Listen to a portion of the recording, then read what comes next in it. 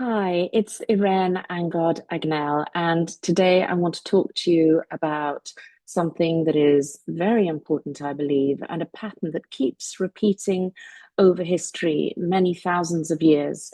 And that is the pattern of currency debasement and inflation as it is. Now, I'm very grateful to Ray Dalio, who many of you will know is the CEO and founder of Bridgewater Capital.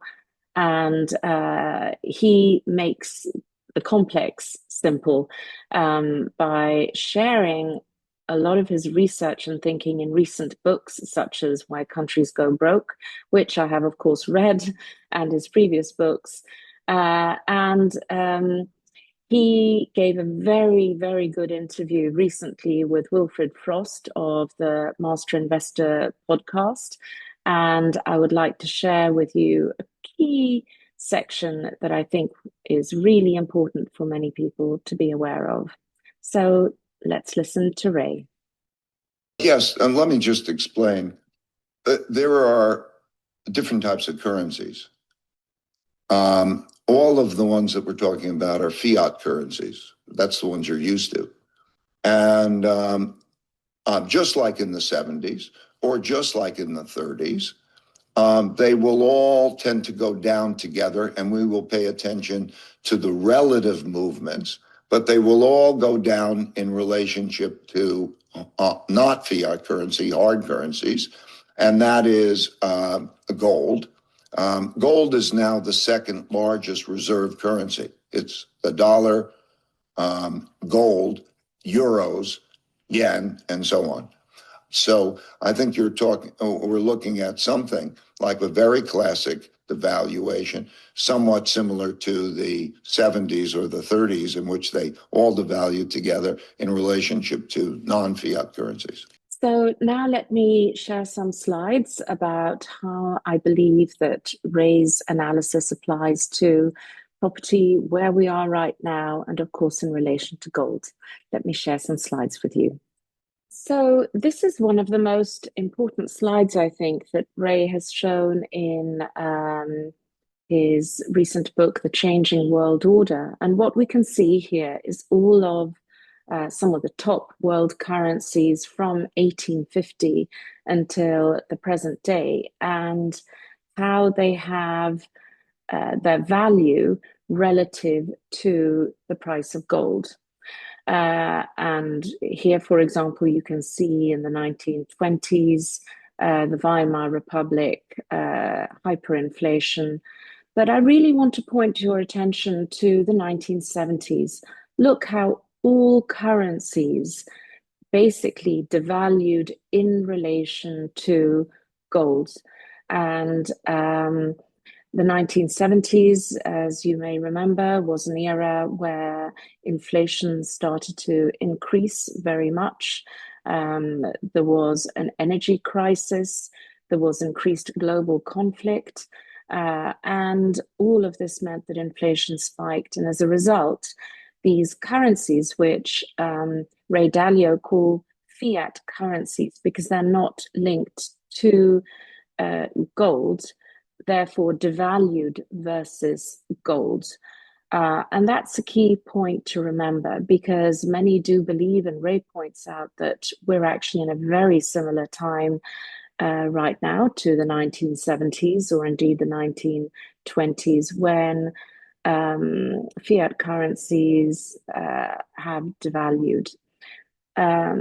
So moving on, this is the gold price as of this morning, and you can see, let me move me out of the way, you can see that it's just absolutely shooting up in relation to the US dollar. I always like seeing the long-term perspective. It makes everything so calm. And so what you're seeing is the price of gold shooting up in relation to the US dollar. And I'm sure that if you look at a similar chart for your own currency, wherever you are in the world, I wouldn't be surprised if it's a very similar picture. Jim Mellon, indeed, as Ray Dalio points out, that there is actually government debt around the world, which is so heavy, and it's a problem all around the world, that many of these governments do need to deflate their way out of debt. But for you, as a normal person going about your business and wanting to care for yourself and your families, it's important to be aware of this and to think about how you can protect yourself. So certainly being aware of this pattern recognition is important. And this is where my point comes in, to show how property, which also is a physical asset, it's a hard physical asset like gold. It's different, as we all know, but it's also similar, that it's hard and physical and it can't be inflated away. And in the beginning of 1970, in January 1970, the average London property was valued approximately £5,000. And today, in 2025, the average London property is valued over 100 times more than this. So if you bought a property in January 1970 and you held it until today, it would be 100x, just looking at the capital gains. Then on top of that, that you have for property, but you don't have with gold, is that you can also get rental income. And if you manage the property properly and professionally, you should be making sure that the rental income keeps up with inflation. So you have protection there in terms of an inflation hedging income. And this is really the power of long-term hold in an inflationary time. I'm aware that everyone is very short-termist. They want to know what the market is doing today, this hour, this week, this month. I always advocate for my loved ones and for myself to look at a long-term perspective. If in doubt, zoom out, and the long-term perspective becomes very clear. And no matter what scaremongering you might be reading in social media, clickbait or press about the property market going down, it's just a little blip on the road compared to what the real long-term trend is. And in my view, it's an opportunity to buy. So this is to give you another perspective about why I am so passionate about property and why I believe it matters to other people to protect themselves.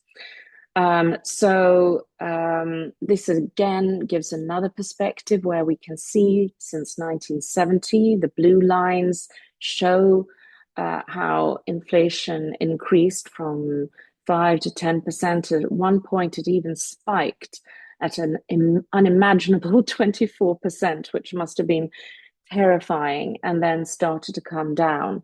But what you can see is on the green line that property, and it looked like a very slow increase over 20 years, but that was nearly a 20-fold increase over 20 years. And it shows why it is so important to get into a physical asset in times of high inflation, and knowing what the long-term pattern is. It's very, very important. But do your own research. And of course, we can all have our own flavor of what inflation hedging asset we prefer. Some people might prefer, fine whiskies or indeed land. But my preference is property. And the best news of all is that I can make it as easy as possible for you to buy a property and to help you to take positions for your entire family in terms of a durable asset that can really make a difference for you and your family for generations. Many of the houses, which are really high quality and beautiful in London, they have stood for 100 years and they will stand for another 200 years. And so whereas our currency systems might not survive, these properties certainly will, and they will be receiving rental income, which is robust and good in whatever time that they're in. And my services can help you and your families to make it as easy as possible to buy, even if you live remotely or you're very busy or you don't have time or you don't feel that you have all the required knowledge. I help you from start to finish in the process to allow you and your family to make a decision that can help you to prosper and to live well for many generations. Thank you so much for listening, and I look forward to seeing you in the next video.